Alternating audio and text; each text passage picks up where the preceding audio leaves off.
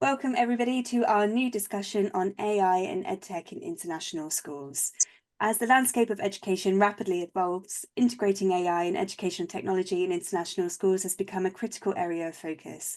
These advancements offer the potential for highly personalised learning and innovative teaching methods and enhanced educational outcomes. However, they also present challenges such as teacher adaptation, measuring impact of AI on student progress and attainment, and for digital privacy as well. In this discussion, we will explore insights from 3 expert international educators on how AI and EdTech are reshaping international education, addressing key aspects such as student engagement, curriculum enhancement, and the future of learning in a globally connected world. Thank you everybody for joining us on the panel today. We have a brilliant lineup of guests to talk to you about this. So everyone's going to start with an introduction just to kind of provide that greater context. So Tondre, could you kick us off, please? Hi, thank you for having me on board in this panel discussion. I'm Tondre Mtasa. I worked 22 years in international education. My background initially was in maths and physics, and then I went on to design and tech and worked as a technology integration specialist. And now I'm the secondary school principal at Ascend International School in Mumbai. Thank you. Thank you. And Clive? Hello, good morning or good afternoon to everybody. My name is Clive Dawes. I'm Accreditation Coordinator at Jongkiat International School in Phuket, Thailand, where my role revolves around school improvement and preparation for accreditation.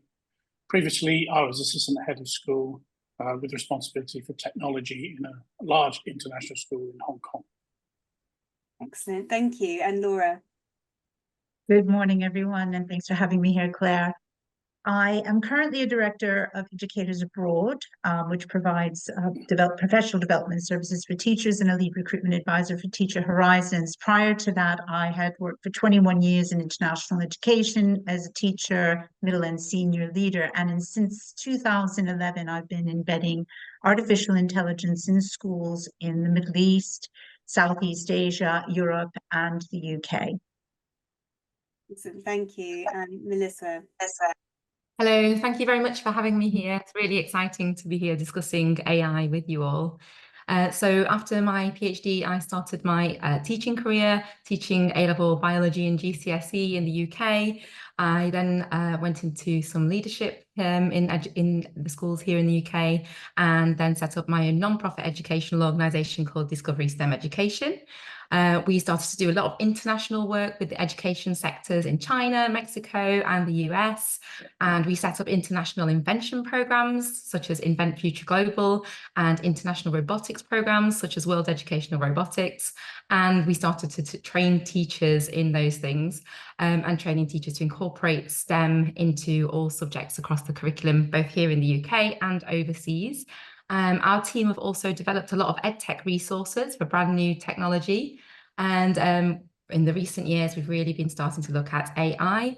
Last year, I went to be the head of robotics and science at an IB institution, part of the Talim network in the United Arab Emirates, where I also got involved in working with the UAE government's AI strategy for schools team, where we started to look at developing teacher training and strategies to support educators in how to incorporate AI safely and effectively into the education sector. And now back with Discovery STEM Education, that's what we're doing now. We're really focusing on supporting educators and learners to be able to use AI effectively. And we're working with the UK's Disrupted movement as well, disrupting education with Melissa McBride, trying to do further that movement and support teachers to use AI. Thank you. Thank you, everybody. And we're so pleased to have such a fantastic panel talking about this, and who have some really great examples of how to best utilise this in their setting. So some brilliant expertise. We're going to jump straight in, and Melissa, you're going to lead for our first question. So in what ways can AI enhance school curriculum? What tools do you use, and how do you use them? So first of all, by AI being a tool that can support teachers, that means that it can really support the curriculum. It means that teachers can much more effectively update their curriculums. So as we want to change our curriculums, it's always been a burden that, oh no, the curriculum's changing. Oh, it's going to take hours of work to update the curriculum. now we've got AI to do the groundwork for us. Obviously, we still need to be the creators at the top of it, but we can now effectively use even ChatGPT to help us to develop our schemes of work, our lesson plans. We can use AI in Canva to develop our PowerPoints, our new visual aids and resources really effectively, really quickly. So we're not held back anymore by taking a couple of years to develop the curriculum and then it's changed again, which is just that just is a huge thing, I think. The other thing is differentiation. This has always been our big topic and our big problem, big challenge for the last few years, needing to differentiate our resources and our teaching for so many different learners in a classroom at any one time. And that is just so easy now. We can even use ChatGPT to differentiate a piece of text so that it's appropriate for learners of all different reading ages. We can use text to voice, text to video, text to image to help our visual learners. And we can do this quickly and easily. So it just makes personalizing the learning much easier. So that helps the learners and it helps the teachers. I've really enjoyed incorporating mini teaching sessions on prompt craft into my lessons at school, because I think it's really important that children understand how they can use prompt craft, use AI effectively, and how to use it in a really, really good way so that they put the best possible prompt in there, get the best possible output, and they know exactly how to edit it to get rid of all those biases and hallucinations and make sure that it really is their great piece of creative work that they can learn from, and it's definitely not plagiarism. So I've really enjoyed incorporating that into sessions. I teach a lot of interdisciplinary and challenge-based learning sessions. So I've enjoyed introducing learners to big libraries of tools for AI in education, and then letting them go through and trial different ones and just select what they want to use to help them with any of their given projects. My personal favorite tool is Blockade Labs. I've really enjoyed making 360-degree environments that can then help my learners to immerse themselves in their learning environment, immerse themselves in whatever learning environment I would like them to be in. And then they've also been able to use it to create buildings, create space habitats, or creates crazy things with roller coasters through buildings, and then get VR goggles on and walk around in it. So that's my personal favorite one, Blockade Labs. Wow, some incredible examples that you've provided there, and that really spoke to me as an educator about, that planning of curriculum and the fear of, oh, we're updating the curriculum and this is going to be such a laborious task that we're kind of going through step by step again. But yeah, utilizing those tools to kind of really speed up those processes. Has anybody else kind of used any of those processes or has any more to add? Yeah, I think AI has got a lot to add to what we can do. And one tool that I really like is Umata a lot, because it allows you to deal with really large documents. So you've got a lot of information that can really help educators narrow down. You've got a whole lot of research, you've got a 200-page article, and you're really just trying to find out what's the best approach for me to do ABC, and Umata can really help analyze large pieces of data. I was going to add, in terms of differentiation and other uses of AI for teachers, for example, one of the schools I was in, and I think the caution here is that we are the creators and we have to have control and make sure it's personalized and relevant to our schools and our pupil populations. I found increasingly teachers are using ChatGPT to write pupil reports. That's fine, but it's in terms of not losing that human touch in terms of really expressing how well we know our children when we are engaging in that. It does save a lot of time. And on the notion of differentiation, when I answer my question, I'll give a further example of that. But one thing is about balancing the time between the differentiated information that comes out from ChatGPT, but also teachers, again, making sure that it's relevant and accessible to the pupils. So again, some of that human intervention and whatever is produced. But no doubt, in totally agreement, it does speed things up, saves a lot of workload for teachers. It's, again, maintaining that balance and making sure it's relevant to children in the schools we work with. Yeah, I think it's about empowering the teachers to find the tools to fit the situation they need. I mean, the example would be, we have a student who when asked a question, is able to speak, give lots of ideas, but it's very disorganized. There's no obvious structure to what she's trying to say, and that's reflected, in her written work. So we use a tool called Audio Pen, which helps her to organize her thoughts and her writing. And so you got to find the tool that fits your need.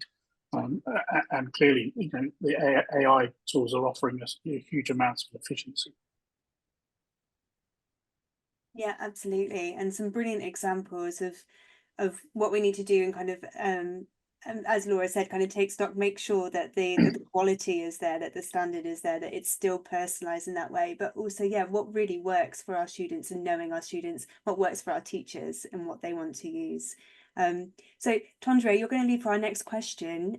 What emerging trends or developments in AI and EdTech do you anticipate will have the most significant impact on international education in the next 5 years? Yeah, thank you. As you mentioned, the AI is leading the evolution of education at the present moment, and technology is growing at a faster and faster pace.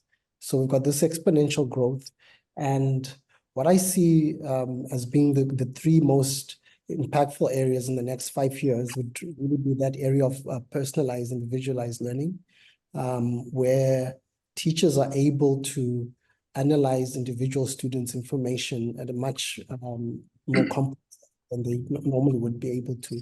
So, for example, one of the things that teachers generally don't do is look at other subject areas and detailed data from those subject areas to look at how it impacts the student in their class. AI has the ability to analyze and find trends and connections which we otherwise wouldn't see. So it might be able, for example, to identify how a maths trait or a particular math skill will impact how a child is able to analyze information in English, for example. So that's one area of personalization which can come in. And as you mentioned, things like creating individualized plans for individual students, but also at a more complex level is being able to merge those things. One of the challenges teachers often face is saying that, well, differentiation is too difficult. I can't differentiate for each and every individual child. But then finding that balance to say, what is the best strategy to impact the different learners and their needs in my class, and being able to kind of come up with something a little bit more central for the students.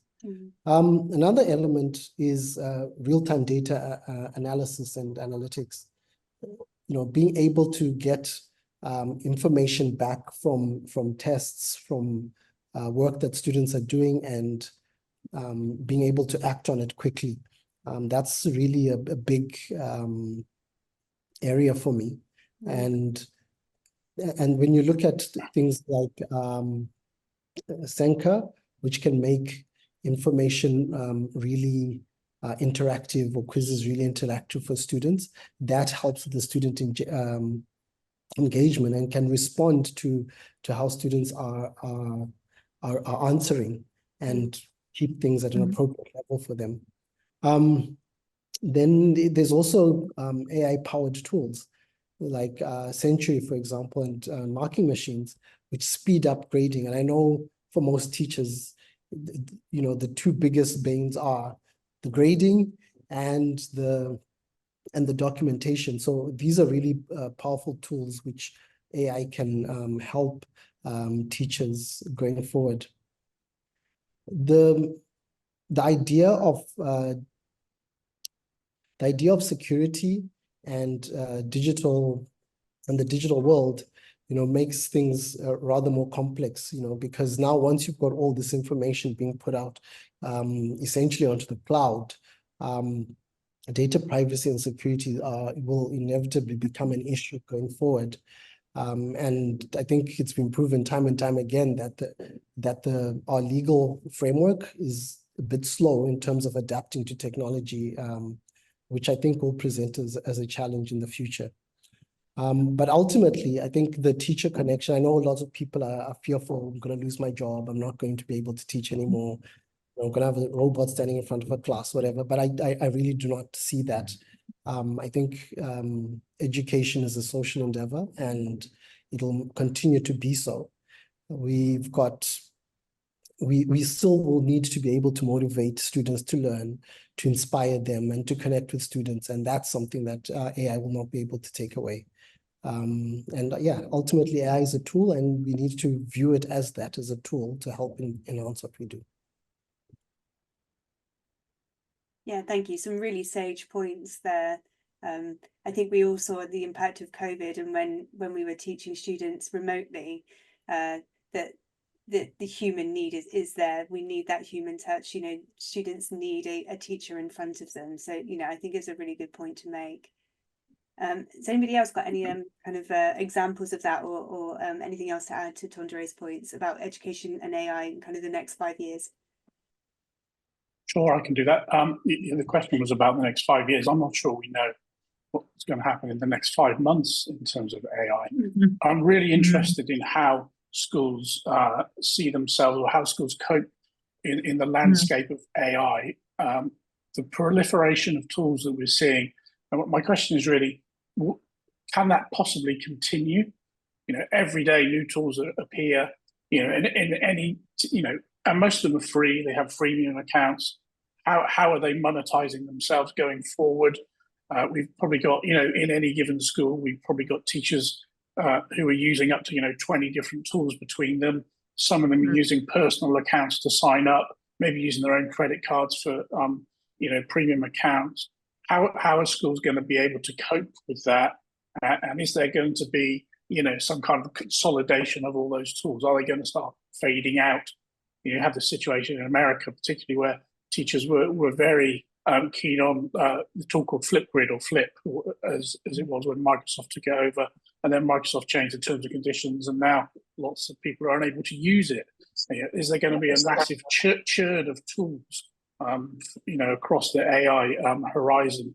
And how are schools going to cope with that long term? I think it's something I'm quite interested in. I think it's about strategy, but I think it touches on the question that I was going to be talking about. But absolutely, you know, how are they going to manage this? It starts with strategy, and then I'll save the rest for the question. Yeah. Okay, thank you. So, well, Clive, you're going to lead on our next question, so we can kind of build on this. How has the integration of AI in EdTech changed how assessments are conducted and feedback is provided for students in your school? Sure, I think our school is relatively typical in that we're fairly new to AI, and we've got, you know, those small number of teachers that started to experiment and try different things out, where it's not really in the consciousness as a whole. And you know, you talk about strategy. As yet, we're still developing our strategy. So we are seeing teachers using, you know, tools that are doing quick assessments for them. You know, things like quizzes and stuff like that. Where I am seeing quite interesting work is in the secondary part of our school, where teachers are using, you know, rubrics from examination questions and exam boards, and they're then using those ChatGPT to grade those assessments within those. And then they're grading them themselves, and then they're working with the students and comparing and contrasting the different grades that they get, and looking at, you know, what's the difference between the teacher grading their assessment and an AI grading their assessment. And I think there's some really interesting discussions going on in the classrooms about that. And it's similarly, you know, with tasks as well. So students are undertaking assignments, and some of them are being done in AI, some of them are not being done in AI, and they're compared and contrasted. I think that as teachers, we don't really understand the extent to which students are using AI in their tasks. You know, why wouldn't they use AI? It makes perfect sense for them to use it. So we need a discussion about that with our students. You know, are we talking about assignments that are being done with no AI? Are we using AI to generate ideas and structure our work? I saw a nice scale the other day where the suggestion was AI could be used to re-edit a draft, but the initial draft had to be handed into the assignment with the AI edited assignment. So the value here is clearly the discussion around how assessment works with and without the AI. And I've seen some really interesting work being done, particularly in English, looking at those types of things. And that's where we are as a school. We're still fairly early days, I think, and we do have those early adopters, and we're on that typical bell curve, if you like. And yeah, it's an interesting process. We do large scale interrogation of data as well, but in terms of the nitty gritty of day-to-day assessment, that's what's going on. Yeah, it's such an important conversation to have around assessment, because I think that it's something that is presenting a real challenge for lots of schools, about how do we ensure equity in assessment. How do we ensure that students aren't kind of all being kind of forced into one way of assessment to mitigate the chances of them using AI and potentially consider cheating with AI. There is a lot in there to kind of unpack, but interesting to see how you're kind of blending a use of AI and kind of individual student work. Yeah, but that cheating idea is not new. I mean, children whose mum did their homework 20 years ago, and then children that copied and pasted off the internet 5 years ago. It's not something new for teachers to have to deal with. It's same but different, I always say. Yeah, absolutely. Yeah, I think the whole, sort of concerns about plagiarism, like you said, Clive, AI has been around for a long time. Your children have been using it at home, and we've been using it in schools for a very long time, the internet. And I was reading a very interesting blog the other day about the notion of flipped homework, where say that children are going to be using, say, ChatGPT to get some information, to deepen their knowledge, sort of pre-reading in a sense. The form of assessment some schools are starting to look at within the classroom would be oral discussions, some higher order questions to see how they're using that knowledge in their critical thinking processes, and also practical tasks within to demonstrate the skills that they're learning as well. So in that moment, really teachers need to think about the tasks where they may have used AI to prepare them for what they're going to learn in class, but truly seeing what they've retained and how they can apply it, having some of those tasks that are completely independent of AI. And again, that's balance. Again, addressing to one of the question that I'll be answering in a bit. And I just to add to that too, I think that a lot of schools, this is they're wrestling with this in the development of policy. I mean, even in the business side of education with Educators Abroad, we're sort of looking at the balance between plagiarism, as we support teachers to obtain their QTS, what model could they use, what could be beneficial, and we're having those discussions leading ultimately to a policy. But it's not easy.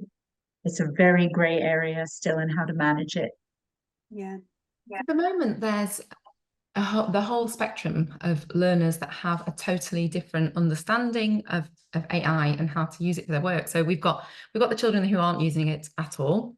We've got the ones who are just putting a general prompt of what the homework title was into AI, whatever comes out, they're handing it in. But then we've got the children in between who are using it sometimes to do a little bit of research, or they're using it and they're editing it. So we've got the whole spectrum at the moment, and it all just depends on the child. Whereas I feel what we need to do is support the children and educate them so they all have the same understanding of the value of AI and how they can use it as a tool, but they're the creators and it's their work. And at the moment, there's a whole spectrum of children with different understandings of AI and the ways that they're using it. So I feel like our responsibility is to really train them so they all have the same education in how to do effective prompt craft and how to use AI in a creative and responsible way. Yeah, absolutely. And building in then those kind of future-proof skills, as Laura mentioned, kind of using oral skills in terms of assessment as well. And it's not so much about kind of examinations where we were asking students to retain loads of information. That's not the way of the world anymore. There's no situation that they're going to be in the future where they need to recall all of these facts just off the top of their head. So why are we still assessing them that way? If we can assess them orally and think about how do you develop an argument and really articulate yourself effectively, so much more effective in terms of developing those skills. And yeah, I think that what you're saying there as well, Melissa, really trying to allow them to develop those skills to apply themselves and to have that even ground. This is how you can use it. This is how you can really utilize it to kind of support your learning and give them that even keel to start with. Yeah, some excellent points that we've raised there. Okay, our next question, Laura, you're going to lead for us, and this is a really kind of interesting part of this discussion, is because I know that yourself and Melissa both done lots of work with robotics. So I'd love to kind of hear your thoughts on this. So how do AI and EdTech tools such as robotics foster innovation and creativity among students, particularly with project-based learning and interdisciplinary studies? Yeah. Mm-hmm. Yes, as I mentioned before, I first introduced robotics to a school in Cairo back in 2011, and then subsequently in other schools. And what I have found across schools and different curriculum, could be British curriculum, IB curriculum, international curriculum, robotics never fails or disappoints. It always drives that transdisciplinary learning, and all sorts of wonderful things come out of the use of robotics, which perhaps we hadn't seen many years ago. We didn't understand. Maybe we thought, oh, they just do a bit of coding and the robot sort of walks around a bit and they can show they can make that connection. But it goes very, very deeply when it's implemented appropriately. And I think it's just best to give an example. When I was at a very large school in Hong Kong, we took a decision to introduce robotics, but for my year 6 class at the time, every child had their own robot. Okay, so we didn't really know where we were going with this. And there was this age of exploration. And I always thought, just because I'm the teacher, I don't have to know everything, and I don't have to say, control the situation. So we had a joint ownership between the students and myself to explore. And I think exploration is the way to go here. So what happened was we had our one-to-one robots, and the intent was to make some connections between concepts in mathematics and skills in mathematics, and using a robot to support in the learning. So we were looking at geometry, perimeter, and area. And so once they've learned conceptually what that meant, and they knew how to calculate it, we then said, all right, after building the robots, could we get these robots to draw shapes of a specified perimeter and area? And we used Scratch, block-based coding in order to do that. The classroom was buzzing with innovation, buzzing with student-centered learning, the children taking the initiative, getting really excited, learning resilience, learning trial and error. We had robots walking to other people's classrooms and doing all sorts of things. At the end of the day, what we achieved was the children could get those robots to draw a square of a specified perimeter. At the same time, they were learning about sustainable fashion in their design and technology class.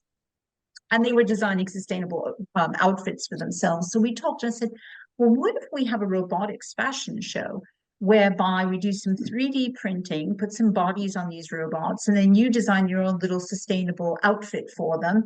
And then we program them to walk down a catwalk and do a few moves, within the space based on what you know about calculating length, width, those parameters. And we did it. And we had a fantastic fashion show, which I think is still on the internet.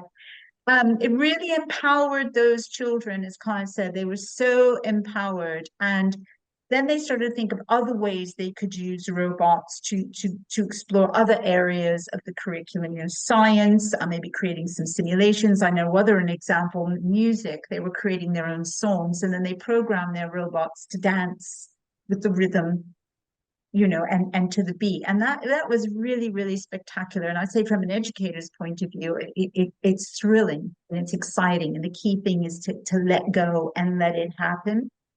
And one more quick example, because we touched on ChatGPT and differentiation. Recently in a school I was working with, they had discovered that their English language learners were lagging by about 2 to 3 years. And this particular curriculum requires a lot of research, questions, searching on Google, gathering information. And a lot of those children couldn't even form questions appropriately to conduct the searches. So what I did was I looked at how can you work with the children to form the questions to support and scaffold their ability to ask good questions. Then ask ChatGPT, then use critical thinking to try to extract, and what Melissa was saying, producing some differentiated responses so that all children could access the information. They were due to write historical novels, and instead of just giving 1 or 2 pages of characters and setting descriptions, as a result of using ChatGPT with accurate historical information and lots of vocabulary that they could draw on, they wrote fantastic chapter books, historical novels, and their setting and character descriptions were absolutely fabulous.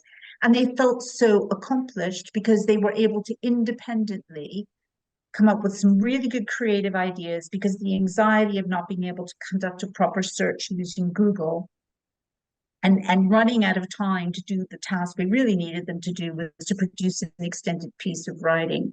So there's another example of a tool that can inspire a lot of creativity if it's thought through quite carefully about how the teacher will support and the parameters and the guidelines of what the students need to do to think critically to extract what they need to extend those skills and then to demonstrate those to us independently. So those are a couple of really, I think, success. There are many others, but I know that, because we're time limited, I hope that gave some idea how those cross-curricular links. So with the ChatGPT, we had writing, history, geography, and I'm sure there was more.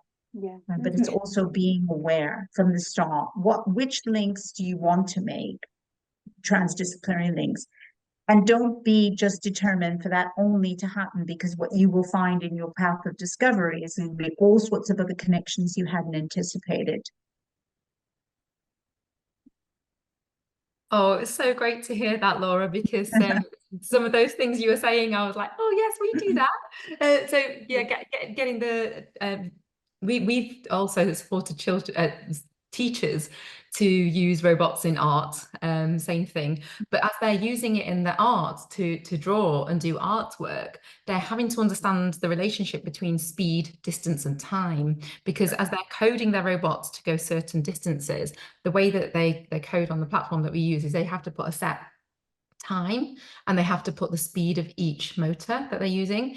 And the way that they did that, we got them to, in the end, generate calibration curves, which is like really high level science, physics, but they were doing it in their art lesson because they wanted their drawings to be perfect and they wanted the lines to be a specific way. And they realized that trial and error is going to take them forever. So started to generate some calibration curves so that they knew exactly what time and what speed they needed to, for a set speed, what time they would need to code into their robot to make it move a set distance. So they ended up doing GCSE physics in their art lesson. And then also we've done getting music teachers, supporting music teachers to use it as well. Just another couple of examples that some of my favorite ones as well. Worked with a maths teacher for ratios, so getting them to they needed to select different sized gears, so cog ratios, so they needed to calculate the ratio, and ratios is quite often a boring topic, but because they needed to count the teeth on the cogs and figure out what the ratio was to be able to engineer a cog ratio that would make their motor the most powerful to solve a little job that the robot needed to do. They had that drive to learn how to calculate a ratio because they were doing maths, they were doing robotics and solving a challenge for a competition. And then one other that we worked with chemistry teachers, kind of GCSE A-level chemistry teachers, and looked at how the sensors that are used in robots, sensors that are used for following black lines, you can take that off the robots. You can get the children to engineer it so that it's touching a test tube and engineer something that holds a test tube in place. And then they can get a recording, which is related to the intensity of the color of a solution. So again, for doing assays in chemistry, they can generate calibration curves, and then they can use calibration curves to figure out the exact amount of protein or whatever chemical they're looking at in a chemical assay. Not using a robot, but using the robotics equipment to do chemistry. And those pieces of equipment where they usually have sensors and measure the color of chemicals, you usually only get them in universities. Their spectrophotometers are very expensive, so we don't usually have those in schools, but the children could just dismantle the robotics kit and they can just engineer one and do that. It's amazing. Yeah, I think robotics contribute enormously, for a passion for learning in subjects that children maybe previously didn't like very much, like maths, or they felt they didn't feel very confident they suddenly feel more confident and able, because hey, if I can code and build a robot, I can certainly, you know, do a calculation in mathematics. So I think that's a huge fit to embedding robotics as well. I don't think they even realize that they're doing the mathematics because they're focused on Exactly. Yeah, absolutely. I mean, how engaging those lessons must have been. It must have been kind of palpable. You could feel it, you know, when you have a lesson that's just going so well and you feel the students are so, you know, the buy-in is so high. I can really feel kind of how exciting that must have been and how powerful those lessons must have been. They will remember those for the rest of their lives, you know. You think about those lessons that I remember when I was younger, were so engaging. That absolutely just sounds like such fantastic practice, such fantastic engagement in those lessons.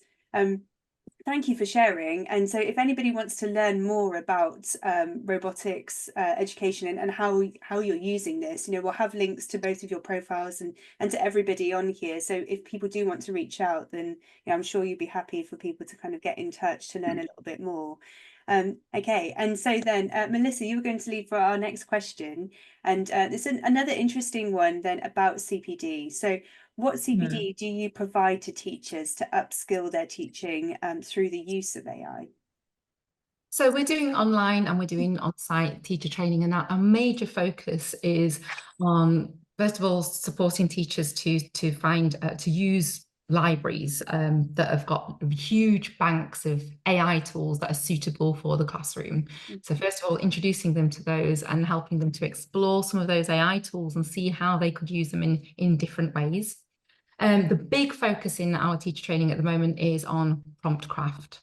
So supporting teachers to have strategies for themselves, first of all, in how to do really effective prompt craft. So putting a great prompt in to get the most effective output, and then really practicing in the CPD how they can then edit that, look for hallucinations and all the different things that they need to look at to change this output and make sure that it's actually theirs and that there's nothing in there that wouldn't reflect their character, and to try and make it as creative and personalized to the teacher as possible.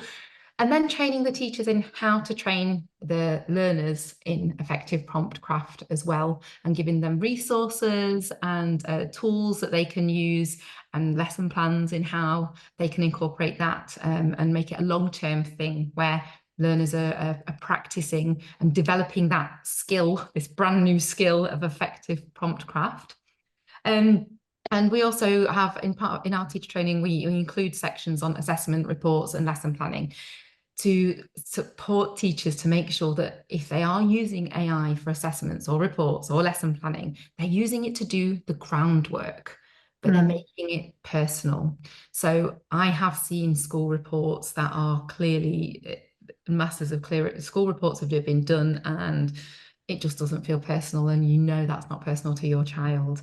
And then if it's been used, if AI has been used effectively, it should still look like a report that is a personal report. So trying to help teachers to look at how we use it, where the areas that we're going to use AI to do the groundwork, such as giving it a really good rubric about assessments that learners have been doing, and according to the grades that they've got and looking at what they did well in a rubric, then the AI should be able to then generate a bit of advice about how they could do better in their next assessment. But then making sure that the teacher just uses it for those areas, the groundwork, and then making sure that it's really, really personalized. Making sure that they do the same for assessment and supporting them to do the same for lesson planning, and looking at examples of what a good one looks like, what a bad one looks like. So they're the key things at the moment that we're really focusing on, the prompt craft and the different AI tools out there and how to use them. Yeah, thank you. Has anybody else got any other examples of how they are kind of supporting educators in their schools with AI? My support is very much individual to teacher. One of the things I want to pick up on is teachers needing to be aware of age recommendations and age restrictions, particularly in the jurisdictions, you know, where you live, which I guess would differ for all of us. I think teachers need to be aware of that. Well, you know, you can't just tell your year 4 students to go home and use ChatGPT to do something. So there needs to be, I mean, I'm sure we'll come to policy, because there does need to be some policy to help teachers be aware of that. Yeah. Tondre, are you running on any CPD within your school to support kind of AI development, or are you using AI in terms of any of the CPD that you're providing? Or Yeah, I think it's one of those things, as Clive said, is it's based on individual teachers and where they're at, and their individual needs. I think it kind of conflicts a bit with Laura's idea of strategy going forward and so forth. I don't think we're there yet as a school. Kind of just helping teachers do what they need to do where they find a need. So it's on an individual basis, and it's not always that we're pushing the AI as let's all do it this way, let's all write our lesson plans using AI. It's really just giving tools, and that's the way I view AI, as a tool. And yeah, and you pick the right tool for the right job and when you need it. I think one thing about the implementation of these tools is, I always use an example of the calculator. When the calculator came out, how the examining bodies were trying to ban it, and teachers were saying this is evil. Students will never learn any maths if they have calculators and so forth. And really, the AI is really at that's the stage where we're at, when suddenly you had this handheld calculator which students had access to, and now we've got this technology which students have access to. And now we've got the examining bodies scrambling, and some people, fretting about it and so forth. So I think to some extent at the current moment, we need to let the dust settle a little bit and then move forward from there. But yeah, I think everybody needs to embrace it, and it's here. It's not going away. We're not going to make it disappear. Students aren't suddenly not going to have access to it. It's always going to be there, and we just have to learn to live with it. I think if I could add to that, if we're talking about teachers independently deciding what they want to use as a tool to facilitate their teaching, we need to let those teachers make those decisions, what's going to work for them in their classroom. In terms of what the children actually going to be interacting with in their learning, one of the schools I was working with, consulting with, parents were complaining that some teachers were making use of AI far more than other teachers, and they felt that their children, that was not with equity in education. So we're all paying these enormous fees, and one teacher is using this learning tool for the children and another one isn't, and my child is not as happy at school because the other child's having more of this opportunity and hence developing crucial skills. So why don't we have that consistency in terms of what the children are using across the classrooms? Particularly they compare within the same year groups, don't they, or year groups to other sides. I think that's something that needs to be looked at, and that's again when I address the question of balance, keeping that in mind. There could be perceived inequities. There isn't a consistency of use of some kind of tool. It doesn't have to be the same exact tool, because some are more age appropriate and require thinking and other skills that children may not be age appropriately ready for, but it's just something to keep in mind. Yeah, it's a really good point to make about kind of about that consistency. And yeah, Tondre, I absolutely see your point that it has to be down to kind of the individual context about what's happening and your educators. But yeah, it's a good point to make about how we kind of deliver that consistency and that perceived equity then amongst parents and students. All great questions that that we will continue to kind of thrash out as we develop and schools develop in their AI delivery. So Laura, you were going to lead our final question. How do you address balance between the use of AI in teaching and learning and more traditional methods? Right. Okay. I've worked with a number of schools with this, and I think the number one thing to first think about is the mindset.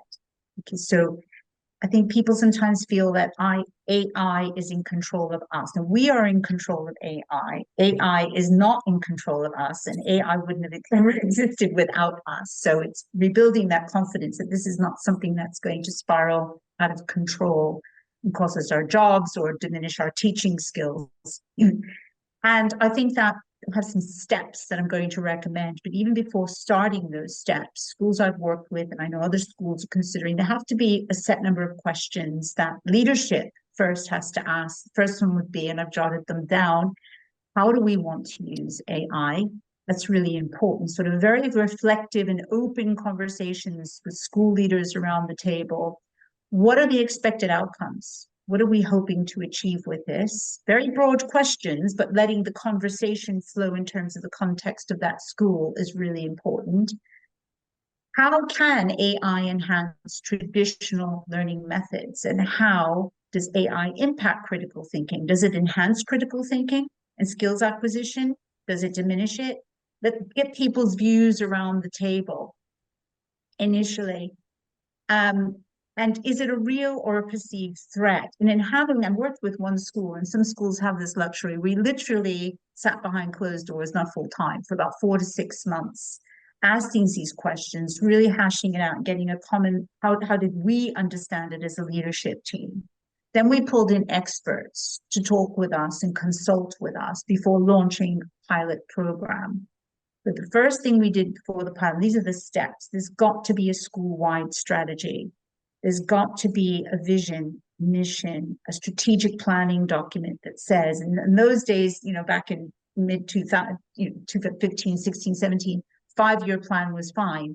But I think at the moment, you might be looking at a 1 to 3. And basically what Clive said, all these changes, it doesn't have to be prescriptive to the point of this is the suite of AI tools we're going to use, because it could change and enhance within a few weeks' time.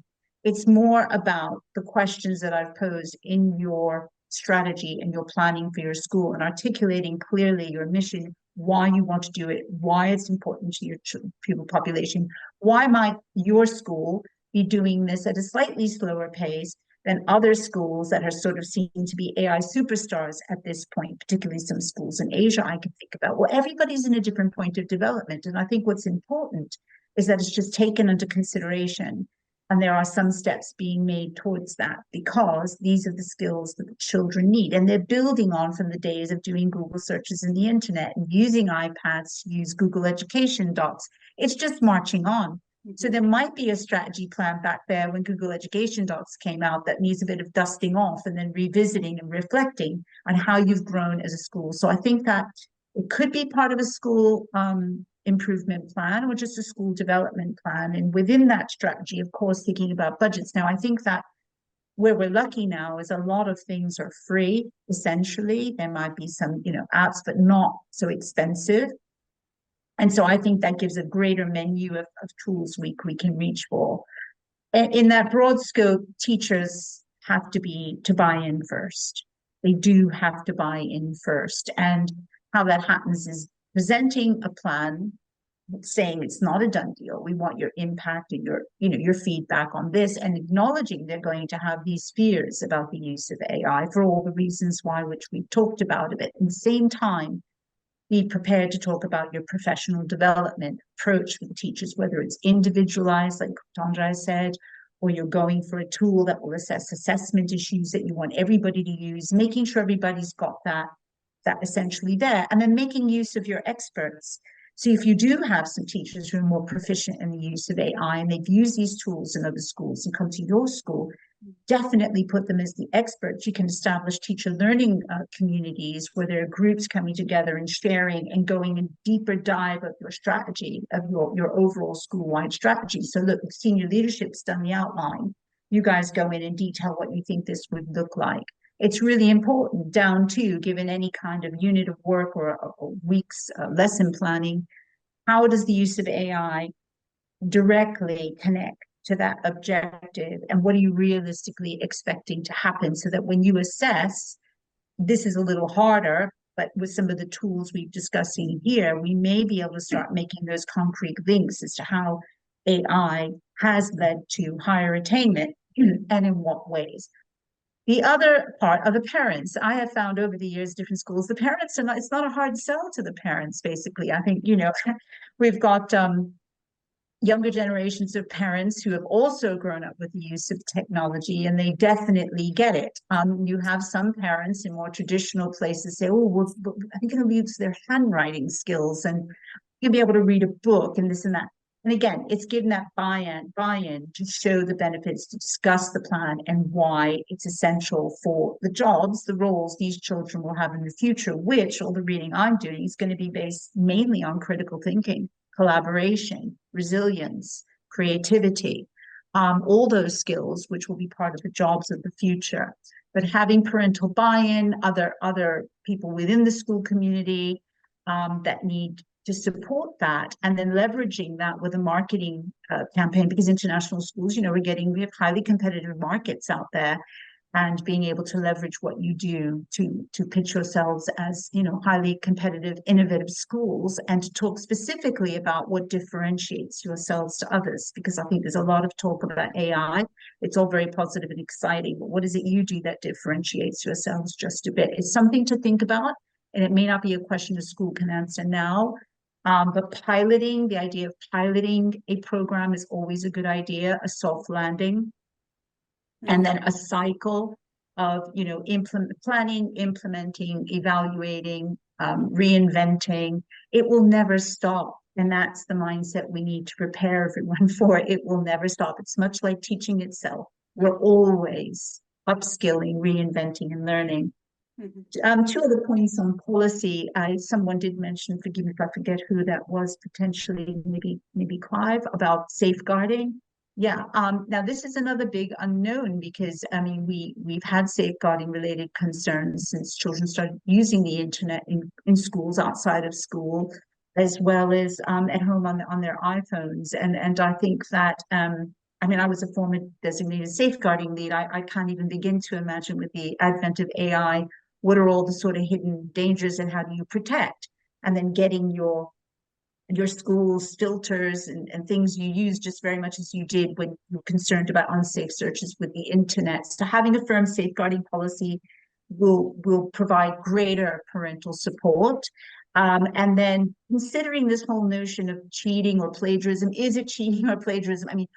Articulating what that concern is and having a policy about specific examples that parents and children can understand what that means and what are the limits to how they use it outside.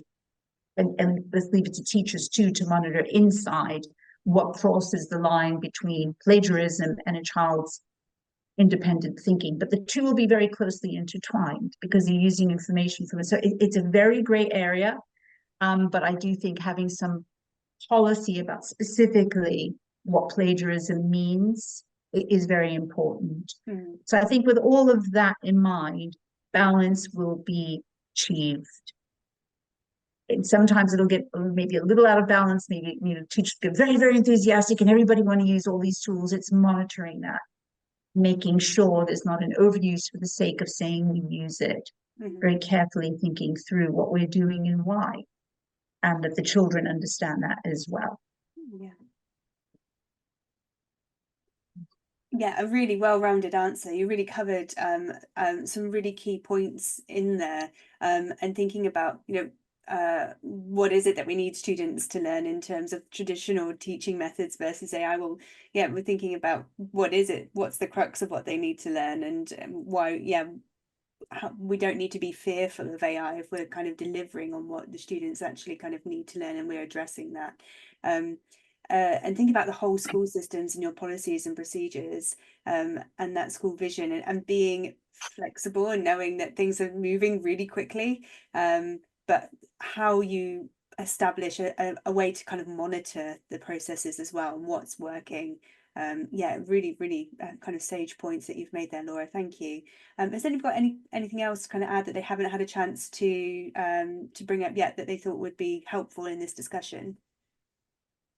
Yeah, I think the role of research and using research-based practices is very important in schools. I'm really supporting what Laura's just said. The whole idea of there is an element of trial and error and trying things out, but it's really good to be able to be guided by research. And sometimes it means doing the research yourselves, and doing it within your environment and finding out, you know, what exactly that means and treating it as that, and not really just as trial and error, but actually trying to really take a research focus to it, so that you can make decisions that are support your community and everybody in it. Because sometimes, you know, I think the idea is, you know, is AI a blunt tool or a surgical instrument? And how we approach the use of it is very important. Are we going to use it everywhere and use the same tool for everything? Or are we going to say, well, this tool specifically for this, and it works in this way because because of how it functions and so forth. I think that's an important discussion to have. Just to quickly add to that too, I mean, also is independent research, Chandra. You don't have to spend a fortune in school to call in a specific expert. It's a whole global expertise out there. There's plenty of people to follow and engage with on LinkedIn, for example. There are blogs, there are forums. There's all sorts of, I mean, I could compile something, organizations which provide updates on research and what's going on. I read a very interesting blog through ISC Research recently. So everybody, not everybody, lots and lots of people out there thinking about it. And I think we can draw freely on that information as well. So that, as you said, Chandra, you can work on it yourselves, and also talking to other schools within your area, for example, or other schools which have seemed to progress a bit more quickly, how have they done it? That sort of networking is really important. Yeah, absolutely. Really important to kind of make those links and see what's going on in your area and support each other in that way. Sure. Thank you so much, everybody, for your time today. It's been such a interesting conversation. I feel like interesting is such a bland word to use there, but it really has been such a fascinating conversation to learn about how you are implementing AI in a way that's it's kind of removing the fear around it that I think that a lot of educators have, and talking about, you know, practical elements of this and how teachers can really use this to kind of improve their practice, and schools can kind of get behind this as well and support their teachers. So thank you, everybody. We will include links to everyone underneath this as well. So if you do want to reach out to anybody who've talked about specific things here and to learn a little bit more, I'm sure everyone's happy to have their information there for people to get in touch. Okay, thank you, everybody. And yeah, I hope everyone has a really, really lovely remainder of the day, wherever we all are. Thanks, everyone.